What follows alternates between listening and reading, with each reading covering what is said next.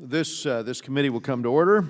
Pursuant to notice, we meet today to mark up 2 bipartisan resolutions concerning grave challenges to humanity. And without objection, all members may have 5 days to submit statements or extraneous materials for the record. As all members were notified yesterday, we intend to consider the 2 resolutions en bloc, and so without objection, the following items previously provided to members will be considered en bloc and considered as read. House Concurrent Resolution 75, which expresses the sense of Congress that ISIS's atrocities against Yazidis, Christians, and other minorities constitute war crimes, crimes against humanity, and genocide. Royce Amendment 97 in the nature of a substitute, and House Concurrent Resolution 121, which condemns the war crimes and crimes against humanity by the government of Syria, its allies, and other parties, and urges the establishment of a war crimes tribunal. After recognizing myself and the ranking member, I'll be pleased to recognize any member seeking recognition to speak on these measures. So I appreciate members assembling this morning. This is a very consequential markup. The so-called Islamic State, or ISIS, or ISIL, is committing war crimes and crimes against humanity, and they're committing genocide against religious and ethnic minorities, in particular against the Christian community and the Yazidis. House Concurrent Resolution 75, led by Congressman Jeff Fortenberry, Congresswoman Anna Eshoo, and 200 bipartisan co-sponsors, states that fact clearly. This committee has held multiple hearings on this group's brutal war to eliminate religious minorities and to bulldoze their histories. ISIS's tools include mass murder. It includes beheadings, as you know. As we've heard from the testimony, it includes rape and crucifixions and torture and enslavement, and the kidnapping of children, among other atrocities. Churches and temples are destroyed. Put simply, their desire is to erase the existence of these groups from their self-proclaimed caliphate by any means necessary. The crime of genocide is killing or inflicting other serious harm with the intent to destroy a religious or an ethnic group, in whole or in part. And of this, ISIS is guilty. ISIS has clearly stated that it cannot abide the continued existence of the Yazidi community and has followed these statements up with the widespread killing and enslavement. The boys and men are killed, older women are killed, girls and younger women are enslaved.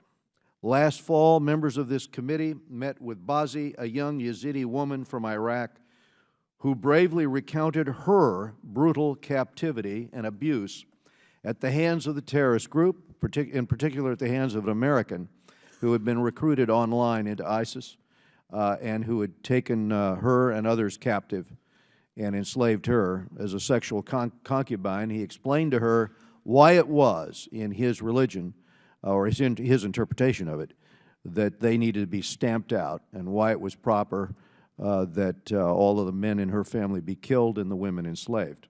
She subsequently escaped.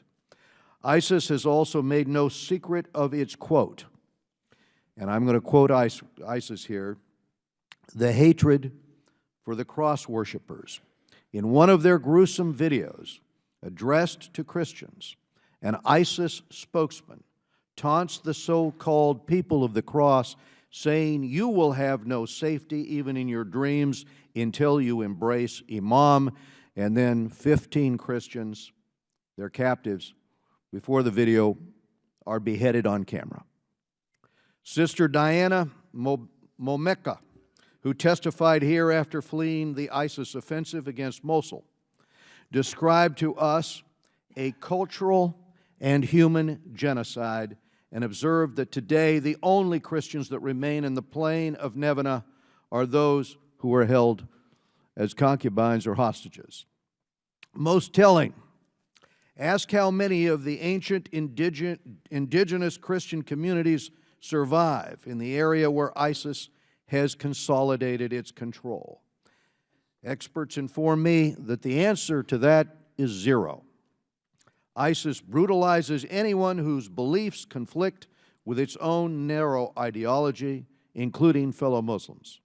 It has torn the rich religious and cultural tapestry of this region to shreds. At a hearing 3.5 months ago, when Ambassador Patterson was asked whether ISIS is committing genocide, she said, we could expect some announcements on that very shortly, and we, as the committee, are still waiting for that announcement.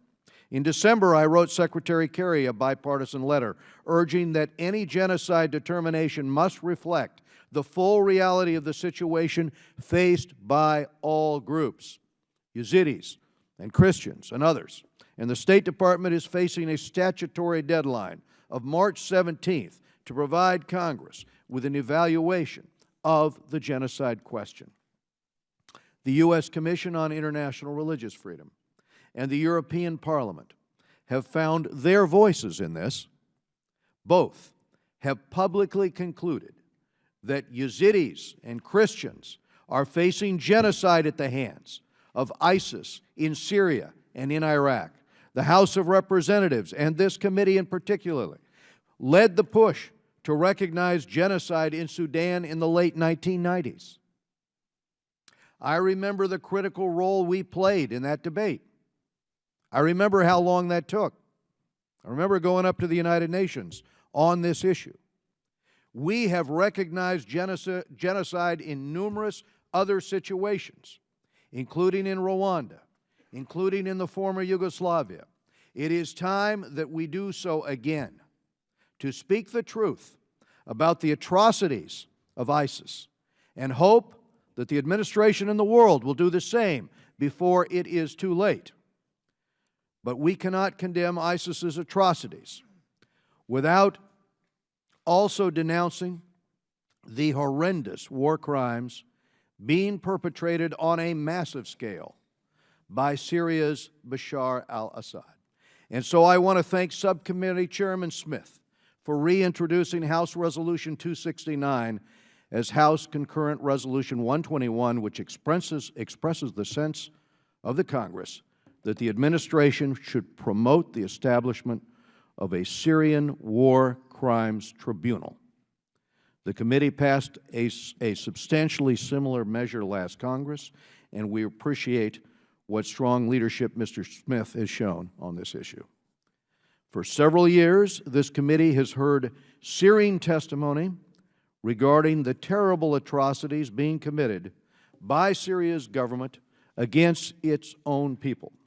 Widespread torture, industrial-scale murder, starvation as a tool of war, and the terror of an unending barrel bombs and chemical bombs. 2 years ago, we heard from regime defector Caesar, if you recall the testimony from the photographer, regarding Assad's systematic use of torture. He was a former regime photographer, and he smuggled out of his country thousands, 50,000 images showing the horrific fate of those Syrians who objected to Assad's brutality. These were men, women, and children from all sects, all religions, all groups who disappeared into his prisons. And their mangled bodies were numbered as each one was killed, tortured, and killed. And he documented all of that. I don't know why totalitarian regimes have this obsession with documenting what they do, but they do. And in this particular case, he smuggled out the photographs. We have also heard from the brave doctors treating the victims of Assad's barrel bombs, often filled with chlorine gas, as they recalled watching children suffocate on their makeshift operating tables. And these same doctors and nurses have been targeted by the Assad regime and targeted by its allies, Russia and Iran. More than 500 of these doctors have been killed 500 of these doctors and nurses have been killed in these bombings since the start of the fighting. The Assad regime and its allies have used starvation as a tool of war. We've seen images from cities showing the emancipated bodies of those dying under siege. Taken together, Assad and his allies have killed more than 18,500 children, among the hundreds of thousands, by the way, of victims of their terrible crimes. At the same time, ISIS and other extremist-linked fighters, like al-Nusra, have carried out grave crimes against the local communities under their control, all in an effort to impose a violent, radical ideology. This resolution calls for the creation of an international tribunal to hold those responsible for these heinous crimes accountable. The resolution envisions a flexible regional tribunal like those established following brutal conflicts in Yugoslavia, Rwanda, and Sierra Leone. This court would focus solely on the crisis in Syria.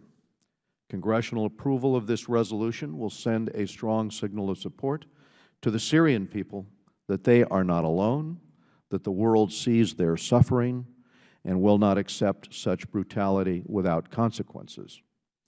As David Crane, the former chief prosecutor of the Special Court for Sierra Leone, testified before this committee, we have to seek justice for the people that have been destroyed by the Assad regime.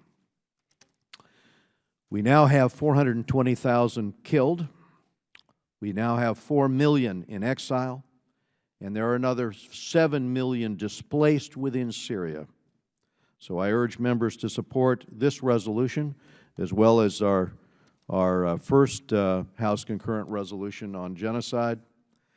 And I urge members to do so that the possibility of justice and accountability for these atrocities can give hope to those suffering today. I will now turn to the ranking member for today's hearing, Mr. Brad Sherman from California. Mr. Chairman, I want to thank you for holding this markup. Our ranking member, Elliot Engel, could not be here because he's under the weather. Without objection, I'd like to enter his opening statement in the record. So ordered. And that opening statement focuses in part on Elliot's efforts beginning over 3 years ago, where he introduced the Free Syria Act. Mr. Chairman, Syria and much of Iraq faces two great evils. ISIS is well known to everyone in this room. Their evil is well known, and it was well described by the chairman in his opening statement. The second evil is the extremist Shiite alliance consisting of Iran, Assad, Hezbollah, the Houthi, and many forces that are powerful in Iraq, including Shiite militias from Baghdad to Basra and the political forces of former Prime Minister Maliki. That extremist Shiite alliance is, I believe, even more dangerous than ISIS, since they include two state actors and a nuclear program. And they have killed more Americans than ISIS, whether it be the Marines who died in Lebanon in the 1980s, or so many of our soldiers and Marines that died from IEDs manufactured in Iran and deployed in Iraq and Afghanistan. There is a substantial difference in the style of the two evil forces. When ISIS kills 50 people, they put the beheading up on YouTube. When Assad kills 1,000 with barrel bombs, or even with chemical weapons there for a while, Assad has the good taste to deny it and lie about it. Different styles of evil, but two great evils, and two resolutions before us. The first is H-Con Res 121, a resolution introduced by our colleague Chris Smith. The bill condemns the gross violations of international law perpetrated by the Assad regime and the forces supporting Assad that have amounted to war crimes and crimes against humanity. We all hope that the current ceasefire holds, but during the 5-year civil war in Syria, we have seen vicious acts of war that most of us hoped would be relegated only to the history books, including the use of chemical weapons against defenseless civilians by the Syrian government.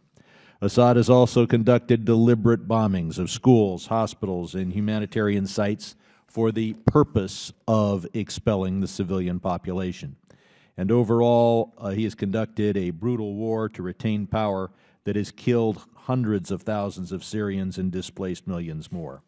Assad could not have done this without the support of the Iranian government, and just yesterday in Foreign Policy magazine, an Iranian official goes on the record to boast that the Iran Revolutionary Guard Corps is sending advisors and troops to help Assad, and that the Tehran government is financing Hezbollah and other Shiite militias assisting Assad.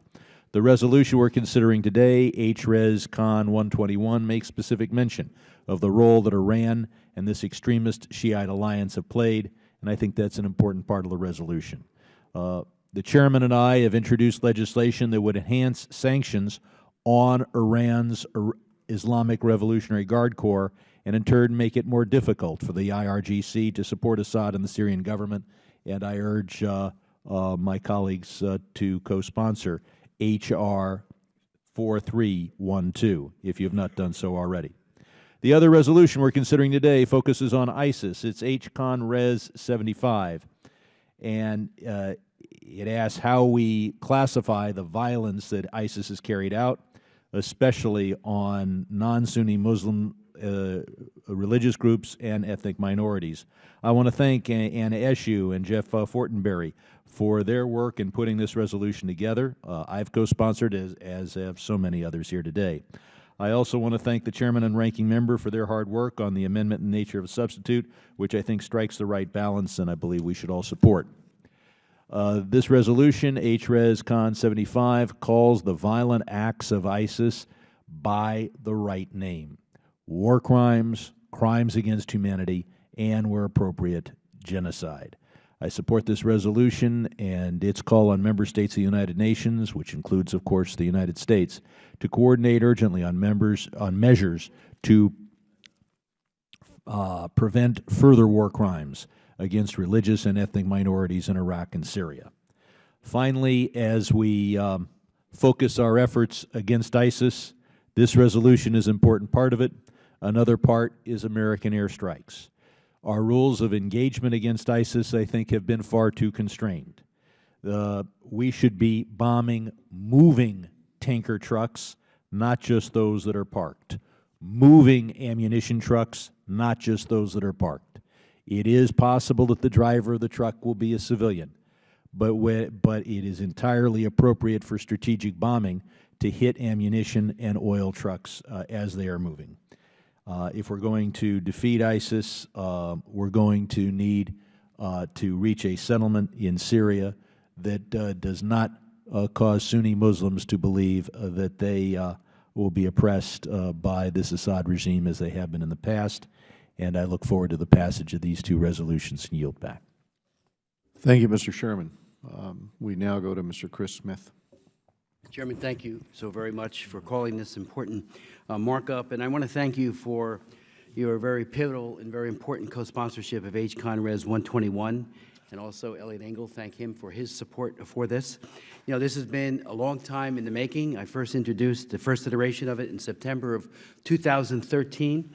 Continually have asked Secretary Curry and others in the administration. They have never said no, but they haven't said yes about this, this idea of establishing a Syrian War Crimes Tribunal. We've had a number of hearings that were dedicated in part and one in whole to this proposition. We had Jeremy Rapkin, David Crane, as you pointed out, the prosecutor for the Sierra Leone court, Alan White, the chief investigator for the court for Sierra Leone, Steve Rademacher, who obviously gave some very, very good insights. He used to work on this staff, then worked in the administration, and now he's the National Security Project Advisor for the Bipartisan Policy Center, and all pulling on that same oar that the time has come to establish a Syrian War Crimes Tribunal. And that's what the resolution seeks to do, that we immediately move to establish such a War Crimes Tribunal, get the UN Security Council to take it up, calls on the administration to pursue this policy goal, including our voice and vote at the UN. Past ad hoc regional war crimes tribunals, including the courts for Sierra Leone, Rwanda, and former Yugoslavia, have made significant differences in holding some of the worst mass murderers to account, with successful prosecutions followed by long jail sentences. I would note parenthetically that I've worked with the prosecutors of each of these tribunals and had many of them, including the Yugoslav court, provide testimony, and as I mentioned, David Crane as well. And these courts have worked. They're not perfect, but they are flexible, and they have had significant convictions of those who have committed these crimes. Who can forget the picture, Mr. Chairman, of the infamous former president of Liberia, Charles Taylor, with his head bowed, incredulous that the Special Court for Sierra Leone in 2012 meted out a 50-year jail term for his crimes against humanity and war crimes. You've given some estimates, and the estimates do vary from 420,000. The Center for Policy Research says that the 5 years of bloodshed, either directly or indirectly, perhaps has killed 470,000 people. The ranges are very, very large. While the UN has long ago abandoned estimating the death toll to its inability to verify the numbers, the Center's estimate nevertheless suggests a massive loss of life, especially of women and children. The International Syria Support Group, co-chaired by the U.S. and Russia, brokered a cessation of hostilities that kicked in on February 27th that applies to all parties except ISIS and al-Nusra. While we all hope and pray that the ceasefire holds and humanitarian groups gain access to sick, frail, and at-risk people, the atrocities committed against Syria's population demand accountability and justice. Rigorous investigations followed by prosecutions, convictions, and serious jail time for these perpetrators will hold all sides accountable and will send a clear message that barbaric behavior has dire personal consequences. The victims and their loved ones deserve no less. Can a UN Security Council resolution establishing a Syrian War Crimes Tribunal prevail? I would respectfully submit yes. With a Herculean diplomatic push by the U.S. and other interested parties, past success in creating war crimes tribunals can indeed be prologue. And I remember the naysayers who said, no way the Yugoslav court could come into existence. Russia was too close to Slobodan Milosevic, and their solidarity with Serbia during the Balkan War made that impossible. Yet, it was unanimously approved. Ditto for the Special Court for Sierra Leone in 2002, and the Rwanda Tribunal that was created in 1994. China chose to abstain rather than exercise their veto. At a Syrian war crimes court, no one on any side, and this has to be emphasized with exclamation points, who commits war crimes, genocide, or crimes against humanity would be precluded from prosecution. An ad hoc or regional court also has significant advantages over the International Criminal Court, and our hearing with David Crane and others made that absolutely clear that this was the preferred venue for justice. For starters, neither Syria nor the U.S. is a member of the ICC, although mechanisms do exist to push prosecutions there. The ICC has operated since 2002, but boasts only 2 convictions. By way of contrast, the Yugoslav court convicted 80 people, and those trials are still ongoing. Rwanda, 61, and Sierra Leone, 9. And moreover, a singularly focused tribunal provides Syrians with a degree of ownership that would enhance its effectiveness. And finally, I want to thank Jeff Fortenberry and Anna Issue for the resolution on declaring that not just the Yazidis, but other minority groups, especially Christians, are the target of genocide. I've had 5 hearings on the genocide that has been committed against Christians in Syria. And I can tell you, from those hearings, including the emergency one we had on December 9th, it was made very clear by people like Dr. Gregory Stanton, president of Genocide Watch, who said, weak words are not enough. Failure to call ISIS mass murder of Christians, Muslims, and other groups, in addition to Yazidis, by its proper name, genocide, would be an act of denial as grave as U.S. refusal to recognize the Rwandan genocide in 1994. Even the head of the Yazidi human rights organization, Ishmael, said that, yes, the Yazidis are targeted for annihilation. And he said, so are the Christians. So I would hope, again, that members would rally behind this resolution as well. And I yield back the balance of my time. Any other members seeking recognition on this resolution? Yeah, Mr. Rohrbacher.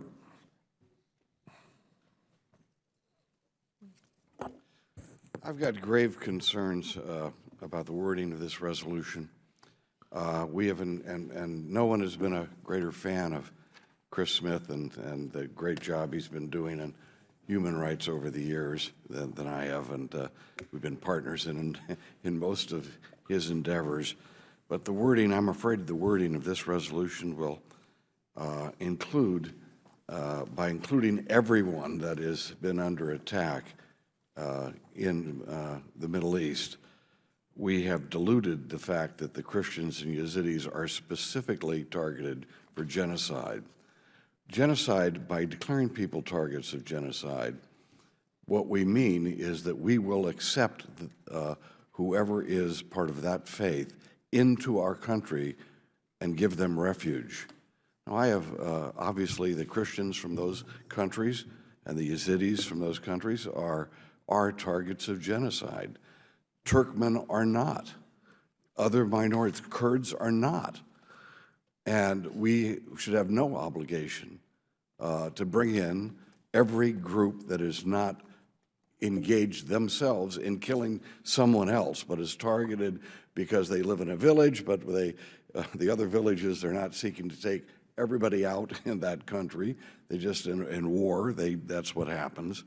But we do know that the Yazidis and the Christians have been specifically targeted for elimination. Now, I have a resolution. This resolution, by the way, is it's a House resolution. It's the sense of the House that these people be declared targets of genocide. I have the actual, to make this have teeth into it, you have to basically go through the Judiciary Committee.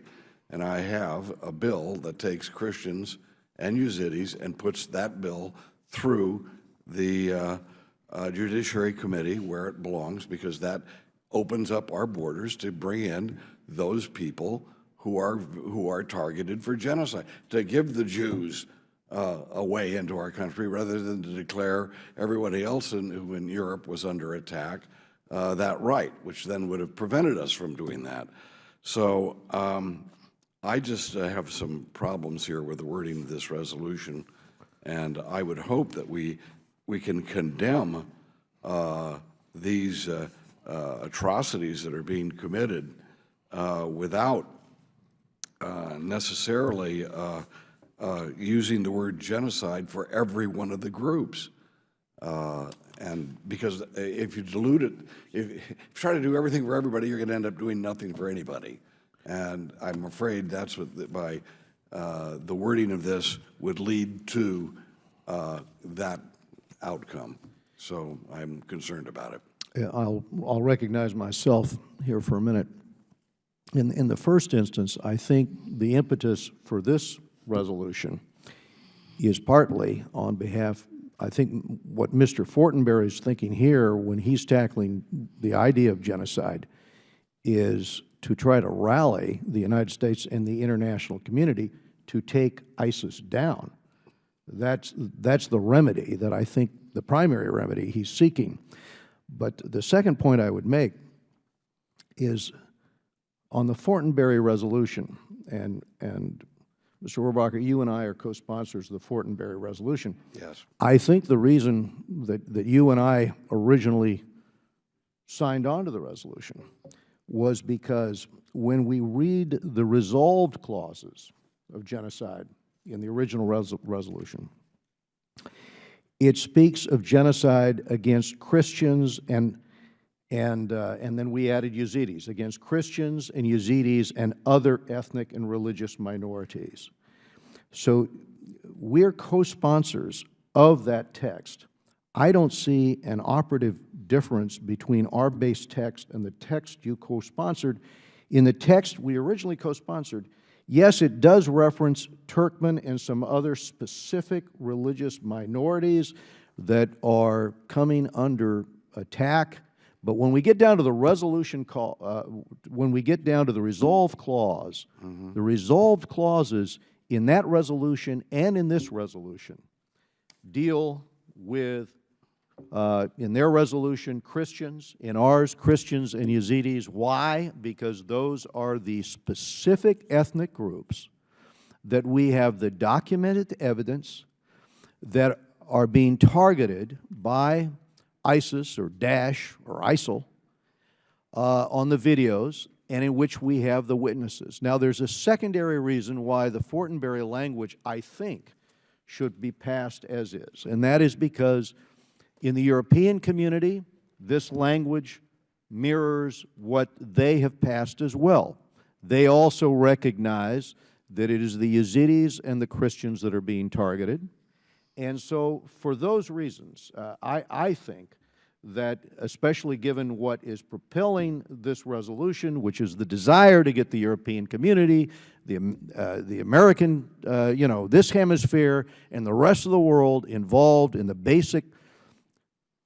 basic strategy of taking down ISIS and ending a genocide, this is a call to action. And in that respect, I think it's a resolution we could also. Mr. Chairman. Would the gentleman yield? I will yield. I would be I'm satisfied with if we have put on the record in this debate that it is not your intent nor the intent of this committee that to in some way include all groups under attack in the Middle East as targets of genocide, but that specifically we do, while this resolution does specifically mention Christians and other ethnic, basically it does mention Christians, and it says, and other ethnic religious minorities targeted specifically for religious reasons are thereby to be crimes against humanity. The word "and" would mean, would not necessarily mean that all groups are part of the "and," but instead that there's a bifurcation there. I think we resolve it this way, we allow that other groups may be being targeted for genocide, but what we are stating specifically in the resolution clause, in the resolved clause, what we are stating is that it is Yazidis and it is Christians that are being targeted for the purpose of genocide by ISIS. That is what is pushing the resolution. Okay, and that when we say the crimes against humanity and genocide, that means we can understand some of those groups are being victims of crimes against humanity, where other groups within that are not necessarily targets of genocide. And let me yield to Mr. Smith. He wanted to have a word on Mr. Chair, and thanks for that very good explanation. I think that hopefully clears up yes, it does. Concerns that the gentleman from California has. You know, one of the reasons why this is so urgent, in December, we learned that the president was about to declare that the Yazidis were the targets of genocide and that a genocide was being committed against the Yazidis.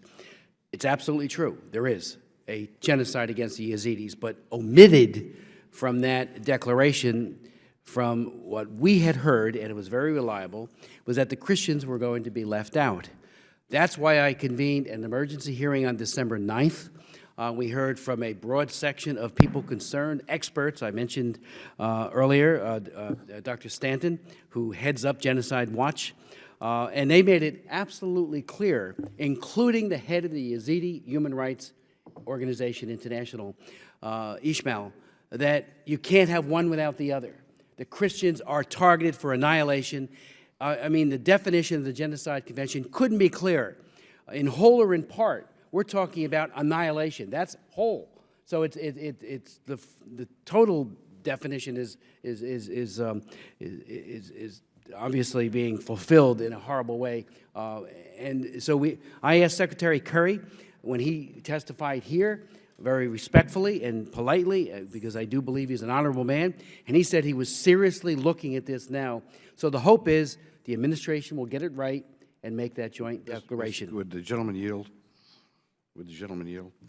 Of course, which I agree totally with the sentiment, and let me just note the reason why we need to be concerned about this wording is that if we are indeed declaring all of these groups that are victims of crimes against humanity, if we declare that all of them are also targets of genocide, we then have the obligation to require a safe haven in the United States for any person who is a target of genocide.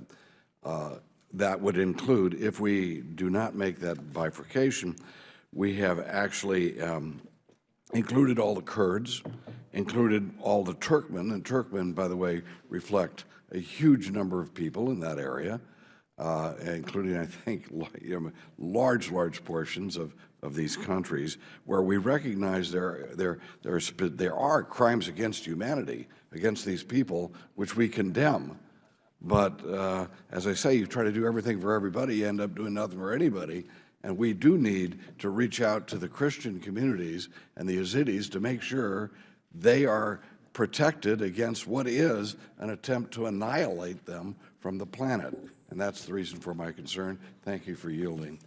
Thank you. We go to Mr. Brad Sherman. I think this resolution means to say that we've determined that Christians and Yazidis are subject to genocide, that other groups are subject to terrible crimes, and whether any other particular group faces such terrible, egregious action that it rises to the level of genocide would have to be established in some other forum on some other day. I don't know, and this resolution doesn't say whether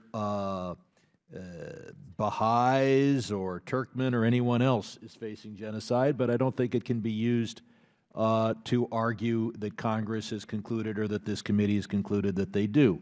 Let's look at the individual clauses.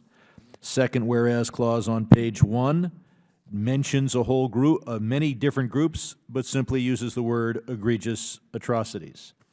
Page 4, whereas clause number 3 quotes the United States Commission on International Religious Freedom and uses the word genocide, mentions other groups, but that's just an accurate quote from the Commission. It does not mean that Congress agrees with every single word of the quoted material. The most operative part of the resolution is on page 5, lines 1 through 4, once we get to the resolved clauses. And there we identify Christians, Yazidis, and other religious and ethnic minorities as being subject to war crimes, crimes against humanity, and, it doesn't say and or, it says and genocide. So we are saying that Christians face all three things, including genocide. Yazidis face war crimes, crimes against humanity, and genocide.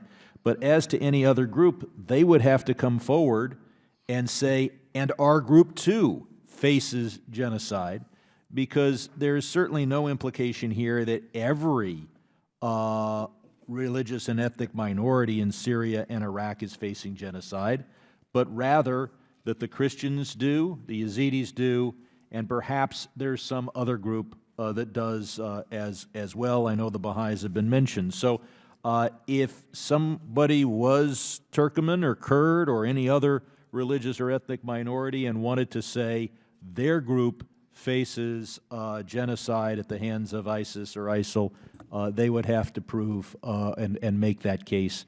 The text of this resolution does not embrace that conclusion. The Chair concurs with Mr. Sherman's reading of the resolution. Mr. Connolly. Thank you, Mr. Chairman. First of all, I take my friend from California's point. His concern, I think, is that we not dilute something with the best of intentions. And I absolutely take that point and look forward to seeing his resolution come out of the Judiciary Committee so that we can look at that resolution on its face. But I think Mr. Sherman just very ably laid out the actual meaning of the words in front of us, which I don't think contradicts in any way the legitimate concern of our friend from California. A word of caution on the other side, if I may. I am concerned that this is a fast-moving dynamic. There could be other groups that end up being targeted. I mean, my friend from California says, well, the Kurds aren't subject to genocide. Well, what if they are tomorrow? I mean, what if the situation on the ground changes and our friends, who are actually the only ones winning on the battlefield and doing the fighting, have an adverse situation, and suddenly they're in this category? We've precluded them. We're going to have to write a new resolution. And I think it was just prudence, the way this was drafted, so that we're not precluding the situation on the ground changing, and we're also not prejudicing who may or may not find refuge here or in the West, even if they're not directly targets of genocide. You know, when you're on the ground and your village is being bombed, I don't know that you distinguish between, well, this is a bomb because of genocide, or this is a bomb because I'm on the wrong side of the Civil War. I'm still a victim. And we don't want to lose sight of that either. There are terrible victims being created every day on the ground. And I think this resolution is all-encompassing in that regard, but at the end of the day, it does explicitly address the concern of our friend from California. I thank the Chair. Other members seeking recognition. Judge Poe. Thank the Chairman. I did want to mention on a different note, inasmuch as this is the Foreign Affairs Committee, that 180 years ago today, Texas declared its independence from Mexico, remained an independent country for almost 9 years, and then it joined the United States. And I just wanted to mention that because it's a special day for Mr. Weber and Mr. McCall and myself and others. But discussing the issue at hand, these resolutions are important. It's important we take a stand on this issue of persecution of people because of their religious beliefs. And we need to take a stand so there's no doubt about it where we stand, not only with Americans, but with people throughout the world, and especially the religious communities that are being persecuted. ISIS has specifically and intentionally targeted Christians and other minorities for the last 5 years for extermination, to remove them from the face of the earth.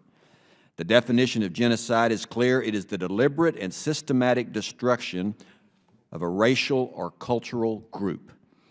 Genocide is what ISIS is doing, and they want to destroy anyone that does not conform to their way of belief. ISIS has forced hundreds of thousands of Christians to leave their ancestral homes. For the first time since Jesus, there are almost no Christians left in some of these areas of the world where they have been for hundreds of years, and it's because of ISIS. Some of those who could not get out before ISIS came in have been tortured, crucified, and executed. ISIS has also targeted, as mentioned, the Yazidi community of Iraq. It slaughtered almost all of the men in one community on Mount Sinjar and sold the women and girls to satisfy their evil desires and for their deranged fighters.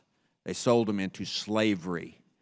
ISIS is proud of these atrocities. ISIS fighters post videos online of their barbaric beheadings of Christians and others who refuse to bow to their ideology. They are not ashamed of the murder of religious minorities. They hate, kidnap, and murder because Christians and other ancient minority communities will not renounce their religious faith. The world, including the United States, needs to be clear about what ISIS is doing. America must denounce murder because of a person's religious belief, no matter where that person is in the world. I'm proud to be a co-sponsor of H-Con Res 75. I support its passage. And Mr. Chairman, justice demands ISIS be held accountable. Justice was what must be done because justice is what we do in America. And that's just the way it is. I'll yield back. Thank you, Mr. Poe. We welcome Texans to the United States on its 180th anniversary. Not everybody did, though. Not everybody voted for Texas' mission. Mr. Trott. Oh, do we have anybody else on this side of the aisle? Mr. Trott. Thank you, Mr. Chairman. Thank you for bringing up this measure for consideration, and also to my colleague, Mr. Fortenberry, for his leadership on this issue. Mr. Chairman, I'm proud to represent a vibrant district rich with many religious minorities. In southeast Michigan, we have Assyrians, Chaldeans, and Armenians, among other religious minorities. They are my neighbors, my friends, and my colleagues, and their contribution to Michigan and to America have been tremendous. But today, they and their families back home face a new unprecedented challenge. 10 years ago, Iraq had over 300 churches. Now you can't even find 40. The city of Mosul was once a Christian stronghold and now no longer is home to any Christian communities. Every week at home I hear about the atrocities committed against religious minorities in the Middle East, some of them against family members of my constituents. If you spend a day in my district, you will see dozens of Help Iraq bumper stickers and rosaries in people's cars. And I'm proud to say that my constituents have advocated tirelessly on behalf of the Yazidis, working and praying that they are not forgotten. Mr. Chairman, I think it's very clear that the atrocities perpetrated by ISIS against Christians, Yazidis, and other religious and ethnic minorities in Iraq and Syria can only be described as a genocide. 10 months ago, I took my first trip as a member of Congress to Yerevan to commemorate the 100-year anniversary of the Armenian genocide. And I saw firsthand how painful and somber the memory of those atrocities are even today. We have failed to recognize the Armenian genocide, and I urge my colleagues not to make the same mistake again. The administration has shown they will not take serious action to destroy ISIS, let alone to designate the atrocities committed against religious minorities as genocide, which is why the People's House must take action. I'm a proud supporter of this resolution, as are 200 bipartisan members of the House, and I look forward to seeing the resolution advance to the floor for a vote in front of the full House. Mr. Chairman, it is time that the lawyers at the State Department stop hiding behind legal niceties and nuances as an explanation for their insouciance. It's time for them to make a decision to call what's happening for what it is, a genocide. I yield back my time. I thank you, Mr. Trott, and I take your point. I think we can't afford the same negligence that we saw in the Armenian genocide with respect to this genocide against Yazidis and Christians and other members seeking recognition. Hearing no further requests, Mr. Shabbat. Thank you, Mr. Chairman. I'll be brief. I commend you for bringing this legislation to the committee today, and I rise in support of both measures. The Syrian government has continued to commit atrocities against its own people, and little has been done to address this affront to civilization.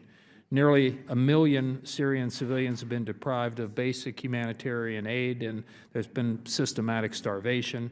It appears to be a calculated effort to eradicate portions of the Syrian population.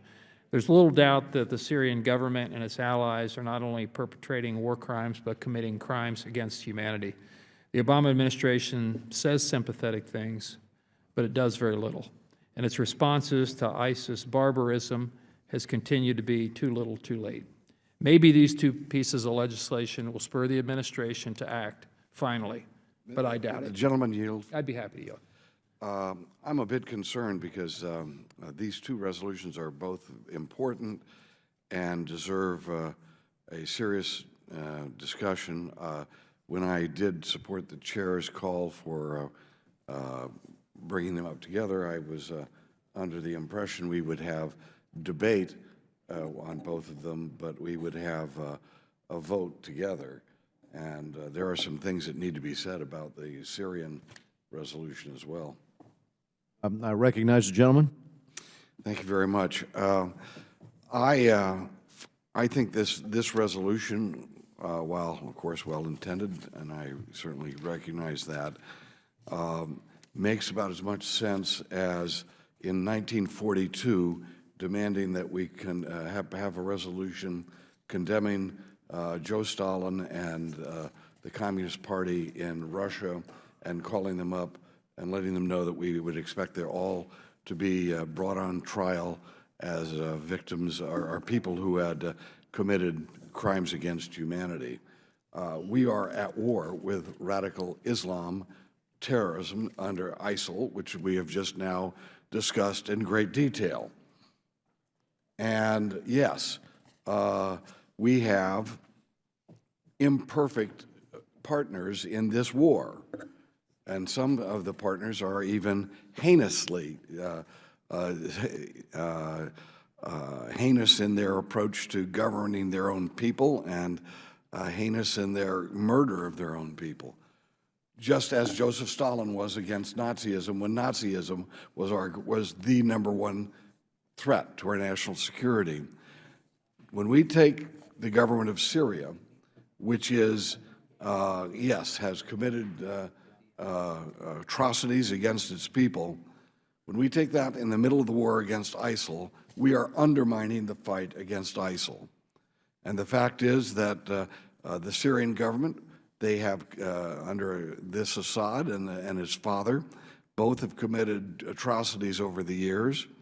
They're not the same atrocities. They're atrocities aimed at staying in power, and in the face of insurrections, they have committed crimes against humanity whilst trying to stay in power against insurrections.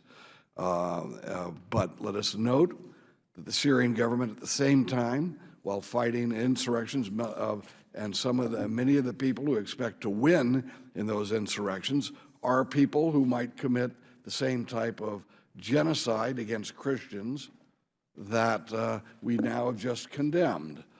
In fact, Syria is known under Assad as giving safe haven to Christians in the middle of the carnage that has swept that region. And I'm in no way suggesting that Assad is not guilty of these crimes, but this is not the time to be trying to tell him if, number one, that he will and anyone supporting his regime are going to be put on trial for crimes against humanity. And this could also be interpreted as that we are telling Russia that it will now be, the government of Russia will now be put on trial for crimes against humanity. This isn't the time to do that. Our enemy is now radical Islam. Let's face it. Let's act like what we are in, which is a war with people who would annihilate Western civilization and are trying to do so whenever they can. And yes, governments like General Sisi's in Egypt are imperfect in a lot of ways. But we are at war with radical Islam. They mean to destroy us and destroy Western civilization and kill people by the millions if they can. Let's face this reality. I do not believe that this hostility towards Assad and towards Russia at this time, which are it's very legitimate for some reasons for that hostility, in that they are both human rights abusers. But let us face reality. You try to do everything for everybody, you end up not accomplishing anything for anybody. In this case, we could undermine the position of the anti-ISIL forces in that part of the world. And I know this analysis is contrary to the analysis which prevails here in Washington, but my common sense tells me that, and tells me that we should not be engaged in focusing on someone who, at this time, gives safe haven to Christians, and while guilty of certainly things we would never condone, is certainly at this point assisting us as is Russia, in defeating radical Islam. I yield back my time. I will recognize myself on this issue, and I will just express some of my observations about how Assad's actions contribute to ISIS's survival. Because from my perspective, in seeing the reports that come across our desk on the targeting of civilians, on the torture, Assad keeps the death toll rising. He's one of the original attractions, actually, for foreign fighters and radical groups.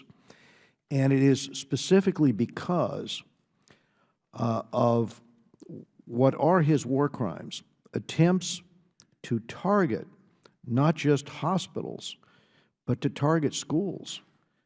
To target hospitals, by the way, over and over again. I mean, this isn't a case with an accidental targeting. this is how you end up with a situation with 500 doctors and nurses who have gone to the region to work with the NGO community slaughtered. And at the same time, if Assad were the protector of minority groups, then why are members of every minority group fleeing Assad's Syria? Why are Christians seeking refuge in Turkey, in Jordan? Why are Alawites applying as refugees? Part of the problem, as I talk to the Alawite community, is that he's lost all reason in terms of carrying out reprisals. His secret police, in picking up so many tens of thousands of people and killing them, is on a spree here, which doesn't even distinguish anymore by religion or nationality. That police state is creating a tremendous amount of adverse reaction in terms of laying the foundation for further mayhem. Now, when we look at Russia's actions also, it has claimed to attack ISIS, but it's doing very little. Less than 10% of Russian airstrikes ever hit ISIS. Instead, its strikes have been largely on U.S.-backed opposition. It hits ISIS occasionally. That's useful. That's useful for the Russian Air Force in its cover for its attacks on the regime's opponents. But Russian attacks have actually done more to help ISIS than hurt it. And I would give you one example, a clear example. It's Russian airstrikes that are pounding the Free Syrian Army, pounding forces north of Aleppo in February, and that is what allowed ISIS to take additional territory. This is not unlike the strategy deployed by Assad. And it is for these war crimes, it is for these murderous actions on the part of the Assad regime, especially the barrel bombs and the chemical weapons, that, again, allows ISIS to flourish. In testimony before this committee, we heard and saw in graphic detail how Assad's prisons, with their torture, break down members of every sect, every religion, every ethnic group. You know, all are alike when you're begging for mercy. And we've heard enough testimony to the results, and we've seen the millions upon millions displaced. And frankly, the bombing by Assad and by Russia include minorities from across Syria. And it is the opposition groups who are dedicated to establishing a transnational pluralistic government in service to all Syrians, regardless of ethnicity or religion or sect. Assad is only interested in maintaining a grip on power, regardless of how much and whose blood is spilt. That is my concern in this. That is why we cannot ignore his role, his crimes here. I'll recognize Mr. Sherman. There are those who say we should just fight ISIS and be in alliance with Assad to do so.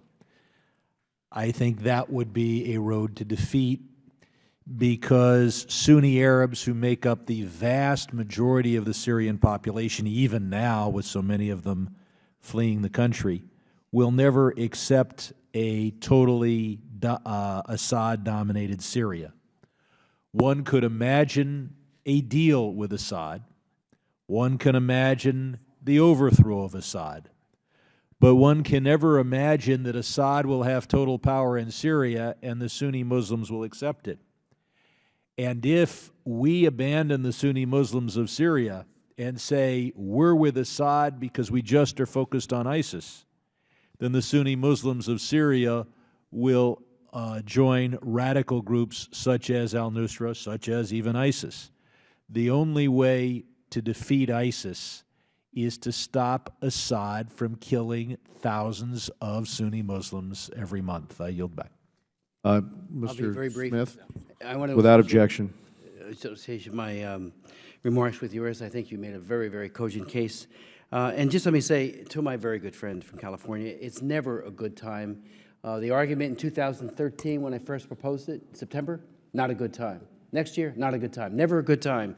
And let me also remind everybody that the Syrian War Crimes Tribunal will prosecute all those who commit these atrocities, whether they be with ISIS or al-Nusra or any other, or Assad and his people. So it's completely, it goes after perpetrators of heinous crimes.